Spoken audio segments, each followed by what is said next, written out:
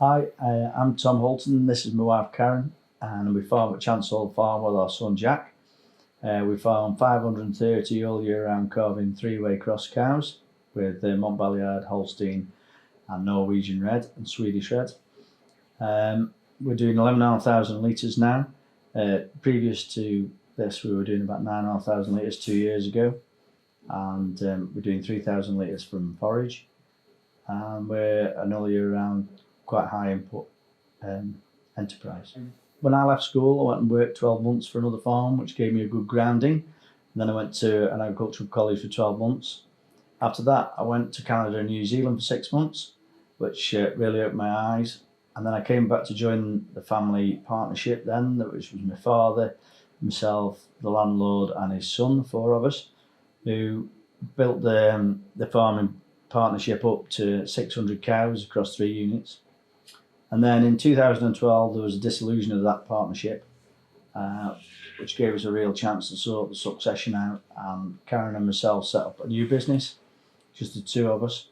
We went back to 350 cows, and then we built back up to 530 from then, and done a lot of infrastructure changes and lots of new things since then. Really.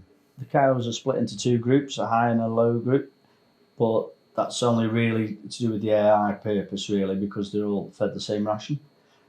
So the ration's a mixture of grass silage, maize silage, ground straw, a blend, and brewer's grains, and then they're fed in the parlour as well. So Jack, our son, we've really got him over the last couple of years to really take that on board. So he's really got interested in feeding the cows and works closely with the nutritionist. We bought a new program to go on the feeder wagon that helps him with that. He's also got quite an interest in the grazing side of it, in the forage side. He's in charge of the grazing platform and keeping an eye on where the wedge is, and he's bought his own forage box to make the silaging easier to do multi-cut and do more often. So over the last couple of years, some of the major things we've changed is a lot of the accuracy that we've gone to with the types of things that we do on this farm. So one would be the grazing. Before we used to set stop them, even though we had some paddocks, and we've really gone to a lot more stringent approach to that. So Jack's out measuring, he knows where they're going, he'll be mowing paddocks off that are getting too far in front of them, and he's deciding where they go on a daily basis using electric fences, etc, etc. We did some cow signals work, and that really highlighted a few areas that we needed to just keep pinching all the time, little pinch points. One of those was that we were feeding the cows once a day, and we went to feeding them twice a day, which raised us a litre. We looked at a lot of work with a nutritionist about when the cows were moving from groups. We were only 3 times a day milking some of them, and we went to milking all of them and got another lift of a litre across the board. So we've done some quite really drilled into things and found out what we were doing better and what we weren't, and what we needed to improve on.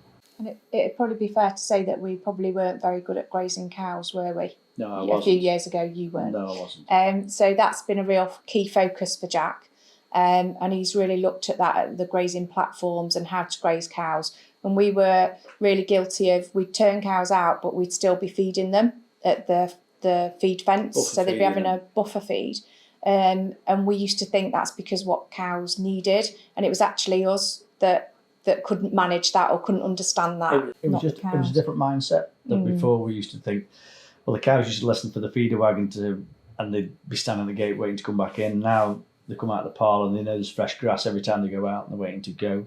And it's been quite good for Jack and the next generations coming on, that you can give them autonomy to a small part of the enterprise and let them make their own mistakes, and that we felt that's really, he's grown in the last couple of years massively. Yeah, definitely. I would say from being a strategic farm, we've probably gained a lot of confidence along the way. So there's things that we've wanted to try or improve on, and it's been really great that we've had somebody come in to look at what we do and how we do it, and to help us grow and change things. And it's a real kind of confidence boost that there's somebody there that's going to help you through that period. It's been brilliant to be able to do things and then benchmark how it's gone and to look over how it's gone, because sometimes that can be a bit of a mind boggle. There's so many things to record, And it's good. I always say, if we're going to do things, we need to bring in the best people to do those, make those changes with. We need the best advice from the best people. And I'd definitely say being a strategic farm has definitely opened doors for us to get to those people that we either wouldn't have known about or wouldn't have come across before. It's also made us very answerable. So we've had people on and we've discussed what we're going to talk about or change things.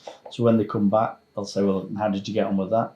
It's also given us 100 people's opinion on things when they come on, you know, we've had the keypad thing where, you know, we've asked people what their thoughts are and whether they do it. And, you know, and you get a good idea then of other people's perceptions of what we're doing. You know, hopefully, if there's only one person comes on one of them and changes something, we feel like we've helped somebody else. So. But also, on top of that, we very much as well, we always learn something from other people coming here. So it might be that we're sort of trying to showcase something or do some knowledge exchange with somebody, but actually we're learning loads as well at the same time. So those 100 people that come, or there might be just 40 come to one, there is 40 opinions, but there's a lot of things we can take home from those opinions. They might be telling us something we've totally missed. Things that people might have learned from our approach to the team and the team that are here is that we're all as one. And I think a lot of people have commented on that leaving, that we take people's opinion on the farm about what we're going to do going forwards. It's not just a shock to them that something's just changing outside. Well, everybody's involved in the process, in the decision-making process of whatever we do. We involve the team. And we have meetings and tell them when it's good, and we tell them when it's bad, and we ask them at the end of it if anybody's got any ideas of changing things, or we've changed things because of those meetings. And sometimes it's the quietest people here that in a meeting will actually say, well, I think we should try this, and just makes them feel part of the whole team. So I think that's helped us.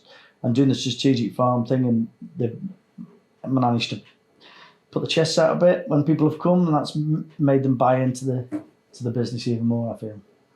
And I would hope that if people learn anything from us, it's not to be afraid of demonstrating passion for what we do and for animals and for welfare. And I'd really hope that people have learned a higher level of welfare.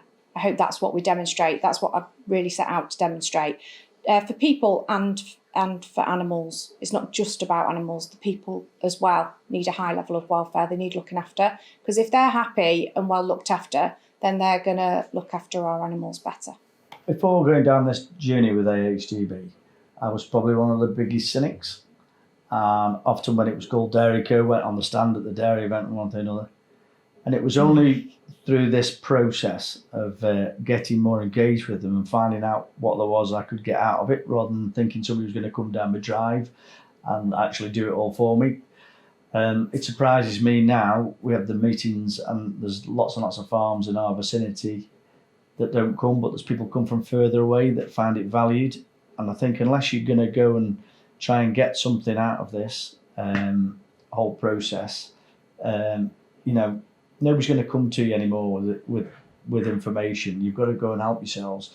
And if you want to steer it in some direction and you want something about the next meeting, come to a meeting and say, is there anybody else would like to do this in the next meeting, and try and get something out of it yourselves. Because it has changed my perception of it, but people might just think that's because of what we've received out of it, but it's the whole process you go through that you've got to learn to engage to get your money's worth out of AHDB. And I think there's so much that AHDB now offers, lots and lots of training things. And we've got to realise we pay a levy, and it is one way of getting our money back from our levy is by utilising what they're offering. We send staff on loads of things, and Tom and I go on lots of things, conferences, meetings. There's always, if you go and only learn one thing, it's going to be worth it. I think one of the things as well is it's not just for the farmer, it's for the staff and everybody else. And if you can't go, send somebody else to the team and get them to come back, and we'll often sit down afterwards. Like the other day, after you'd all been to one and I didn't go to it, the next day, the breakfast time, come on, we had a brew, sat around the table, what did you learn, go around the table, which things did, and other people on the team can still learn then from one person's journey going and just seeing the event they went to. It's like anything in life. If you sit and wait for it to come to you, it's not going to happen. You've got to go out and find You'll never win things. the lottery unless you buy a ticket.